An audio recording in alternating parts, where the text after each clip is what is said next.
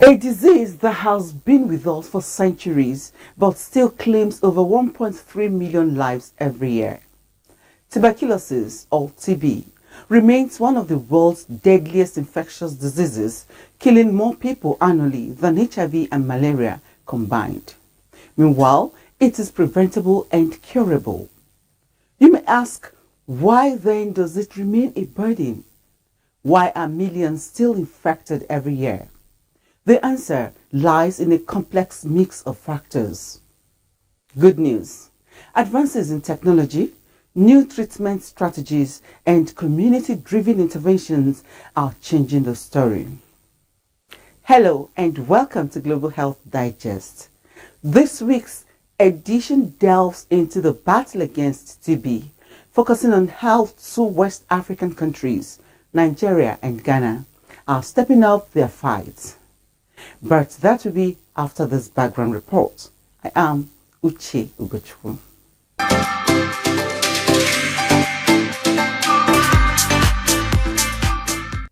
Tuberculosis, also called TB, has been an infectious disease that mostly affects the lungs and caused by a type of bacteria. The disease spreads through the air when infected people cough, sneeze, or spit. However, it can be prevented and cured. Tuberculosis mostly affects adults in their most productive years. In children, it is particularly difficult to diagnose. However, all age groups are at risk. Over 80% of cases and deaths are in low and middle income countries. TB occurs in every part of the world. In 2022, the largest number of new TB cases occurred in WHO's Southeast Asian region, followed by the American region and the West African Pacific. Around 87% of new TB cases occurred in the 30 high TB burden countries, with more than two-thirds of the global total in Bangladesh, China, Democratic Republic of the Congo, India, Indonesia, Nigeria, Pakistan, and the Philippines.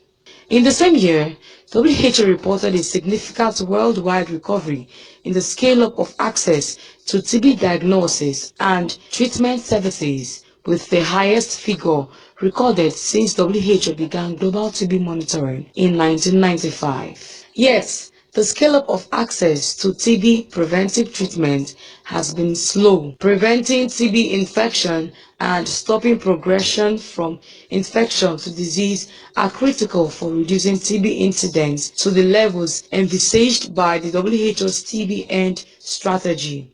It was suggested that those with HIV having household contact of TB patients and other high-risk groups be offered TB preventive treatment. In response to this, WHO released an investment case for TB screening and preventive treatment, a modeling study developed with governments of 4 countries, Brazil, Georgia, Kenya, and South Africa, highlights the impact to be achieved from expanding TB screening and preventive treatments. If you're just tuning in, this is Global Health Digest on NTA International. TB spreads through the air when an infected person coughs, sneezes, or even talks. Yet, despite its infectious nature, millions of cases go undiagnosed each year, leading to prolonged illness, further transmission, and, in severe cases, death. How informed are members of the public about the behavior of TB? Let's find out. Yes, it's a communicable disease, anybody can have. The personal encounter I had was a few years back when a young girl in Yaba Tech in Lagos had this disease, and it was a very big challenge because, the nature of the sickness is such that such children will have to be secluded. But we didn't discriminate, and we didn't have to be too careful, and no one was infected. If I can remember, she had to take her drug regularly, and she was able to overcome it. Today she is big, and she has overcome that. Do you know that there is a cure for tuberculosis? Yes, I know there is a cure. I know they have so many tuberculosis centers where they treat, manage tuberculosis patients. Globally, tuberculosis remains a major public health threat, with low and middle income countries most hit. TB treatment is free in many countries, but delayed diagnosis, treatment gaps, stigma, and most importantly, funding challenges threaten progress. Here in West Africa, countries are taking bold steps to tackle TB head-on. In Nigeria, a country with one of the highest TB burdens in the world, efforts to detect and treat TB are being intensified like never before. Dr. Queen Obuji, who doubles as the board chair of Stop TB Partnership Nigeria and director of program TB HIV of Earth, tells us how Nigeria is poised to end TB. The Nigerian government, with support from partners, has expanded TB services across public and private health facilities and implemented community-based TB care program to improve access, especially to the rural areas. Number one, there has been an extensive dot expansion. By that, I mean, making sure you have dot clinics providing TB services in all the local governments. Around 2014, we had just slightly over 5,000 dot facilities in the whole country. But as at the end of 2023, we have over 22,000 dot facilities providing TB services. By that, you can access TB when you go to all the major public health centers, primary health care centers rather, you'll be able to access TB. So secondly, the capacity of DOTS general health workers have been built. In each of those primary health care centers or secondary facilities and even tertiary facilities where we have all the DOTS services being provided, those staff working in those facilities have been trained, to provide quality TB services. Also, TB services, are integrated into the other existing health services provided at those facilities. So when you go to all those primary health care centers or secondary health care centers for other diseases, you are screened. People are screened at the OPDs of all the facilities for TB.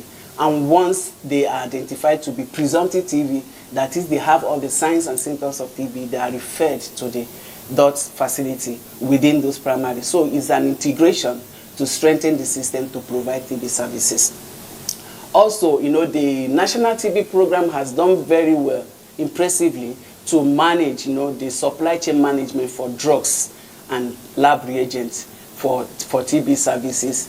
They have ensured that once the drugs come in, they are distributed to the last mile, to the facilities, DOT facilities in all the local governments where people can access it. So it's another way of strengthening the system to make sure that services are brought closer to the people. And of course, they have gone ahead to produce and distribute all the recording and reporting tools that are being used in the TB services.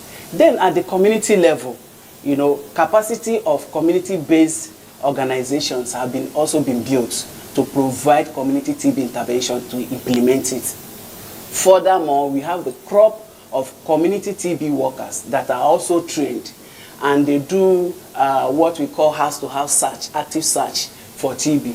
So they are trained to visit the households in the community, sensitize people, provide information, health educate people about TB, and they have the nationally approved screening tools to screen people in their households.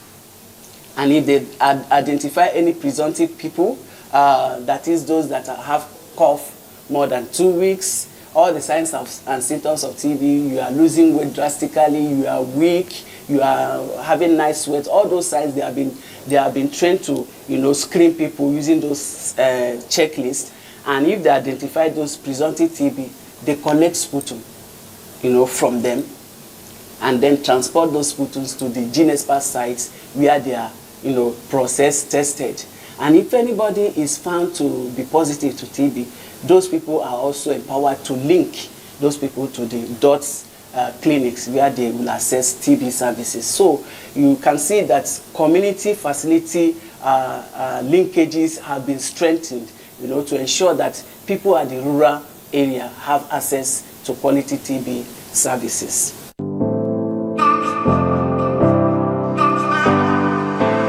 There's no doubt that all these modern technologies, such as GeneXpert machine, other molecular testing devices, TrueNAT, there are many of them now. They have helped to improve TB diagnosis. Firstly, they provide rapid and accurate TB detection. For the GeneXpert now, once the sputum is collected, the machine can run the test and within 2 hours, the person will get his result. So the results are not being delayed. So test results, the turnaround time for test results is so rapid. And of course, some of those devices can, process many samples. Like the TB lamp, for example, can process up to 32 samples at a go. The GeneXpert machines also, you have various types. Some have 4 modules, some have 8 modules, some have 16 modules. And with those different modules, then they can run like thrice in a day. So, there is increase in the number of samples that, they run to make sure that, people are tested. And of course, they are very highly sensitive and the specificity is also accurate. The GeneXpert machine is able to detect the TB. And if it is the strain that is resistant to the first-line drug, the GeneXpert machine is also to detect what we call reef-resistant TB. So it also has helped, for the program to know the right type of regimen to place a patient. If you have the normal TB, what we call drug susceptible TB, or you have the drug-resistant TB, they'll be able to know which drug to give you. So those technologies, modern technologies, has really helped in improving TB diagnosis and also in the treatment. So for the challenges, well, as at today, we only have 66% of the local government, having the GeneXpert machine. It means there's still a gap, you understand. You don't have the GeneXpert machine in all the local government. In country today, we have about 513 GeneXpert machines, giving you a gap of, 216. So there is need for that GeneXpert machine to be everywhere. And of course, what that means is that the funding, to make sure to procure those machines, to make sure that they are everywhere. And that also will remove the stress of moving samples from one local government to another. Where they don't have GeneXperts, you move them to another local government where they are GeneXperts. That's one challenge. Then secondly, the issue of electricity in Nigeria, everybody knows that.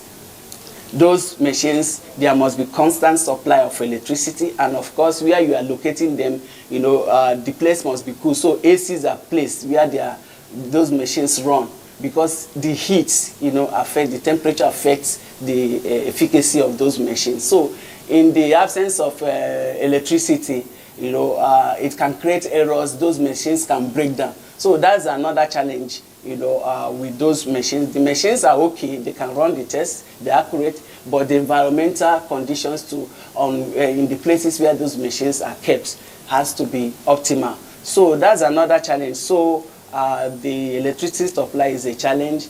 And again, in Nigeria, we don't have enough skilled manpower to operate those machines. You understand? So the ones that are operating are trained, but some of them, there could be attrition, and we don't have that enough manpower. And so that is why the national program keeps, training the lab staff and other general health workers to provide TB services. So those ones are the few challenges that we have with about the machine.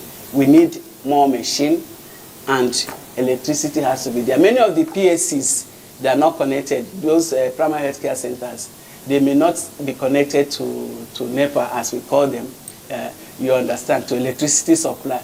And they don't have much money to be running on generator, especially for the places where we are going to keep those machines. So those are challenges that we are having at the primary healthcare that is affecting the use of those machines.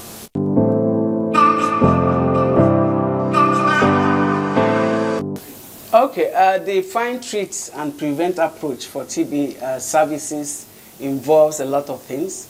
Like I said, active case finding in the community is one way to find the cases, because the people that have TB live in the community. So if we don't have those interventions, like I mentioned, moving from house to house, taking the services to the people, you won't find those cases. You know, you have so many myths and misconceptions about TB in the community. Oh, in this 21st century, somebody can believe that TB is caused by spiritual means. You heard Dr. Obujiladipo. TB patients and survivors need nothing but love and encouragement from society. Meanwhile, Ghana is also taking advantage of digital health innovations to track and treat TB cases more efficiently. Let's hear more of TB situation in Ghana from Dr. Yao Edusi Poko, consultant physician specialist and Ghana's TB program manager. Every year, per the Global Fund target, we're supposed to find 44,000 TB cases, both in the facility and in the community. But we do find this 2024, we found over 20,000. That means that 24,000 cases were missing.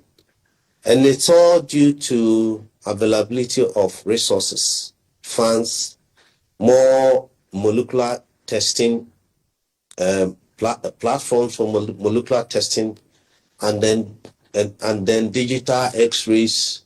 So these are the gaps. So that is it. In other words, translating this into incidence, we supposed to be now about 45% incident rate, but we came as low as from 28% COVID time, and then we have moved up to 45. So if you want to get the trajectory, we are going up, but there are gaps. In view of this, the Global Fund, we agreed, set target for us. Instead of finding 44,000, we were finding for 2024 20,599 because of the gap in resources. And on that one, we did 97% of that. So what it means is that given the resources, we can do very, very well. The 97% translated to 20,156 cases out of the 20,599 that we're supposed to find. The government of Ghana has announced from the finance ministry that it is going to bridge the gap that existed when as a result of the USAID packing out. So that is it, and the government is taking steps. World TB Day, the government promised to give us more, ask the TB program to bring out proposals for funding for GeneXpert and digital X-rays. Remember also that we have technical assistance in the form of human resource for the program, and that one too, the government want to take up that. So clearly, the government has kick-started the processes to get this going. The middle question is, are you really on track? No. And then, do you think that we can get to we can be on track, or we can get our target by 2030? Let me answer it this way. The strategic plan of our TB program is underfunded by 40%. So with all the needed resources available, we'll be on track. Given that we'll be on track, given the needed resources just going by the theme of the World TB Day, yes, we can end TB, commit, invest, deliver. So with the commitment is there, invest. Government supporting us, getting us more experts, more molecular platforms, and then as well as digital x-rays, as well as buying cartridges for us. Yes, why not? And then deliver, building capacity for our workforce. We can deliver by 2030.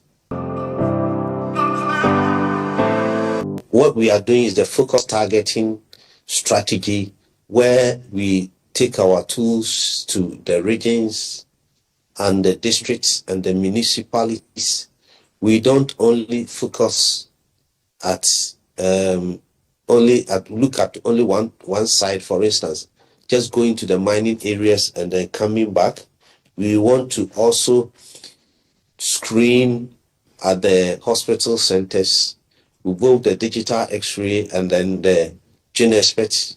We also target the mining areas, the prayer camps, at risk groups, the nutrition centers, especially among the kids, and also using the WHO decision algorithm to support us in the rural areas who are less confident to put kids on treatment.